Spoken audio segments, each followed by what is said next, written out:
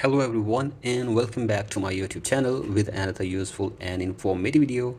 So guys, in this video I'm going to show you how to turn off stolen device protection on iPhone without a Face ID.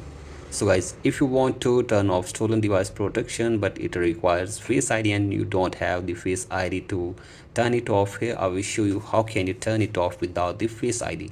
So guys, for that you have to simply watch this video till the end.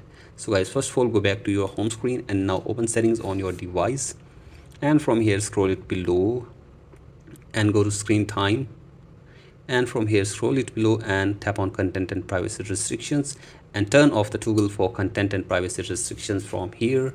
After this, go back and now you have to go to Face ID and passcode and enter the passcode for one time, and then you have to scroll it below and then go to stolen device protection from here, and from here you have to simply turn it off.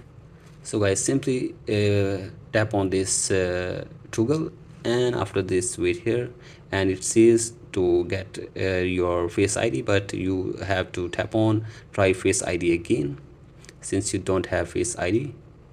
And now it says enter the passcode. So as you can see, this it is asking for the password. Simply tap on enter passcode and enter the passcode of your iPhone, and the stolen device protection will be turned off. So guys, in this way you can also turn off stolen device protection on your iPhone without the Face ID. So guys, that's it for today's video. Hope this video helps you. Please like and subscribe to my YouTube channel as well. Thank you.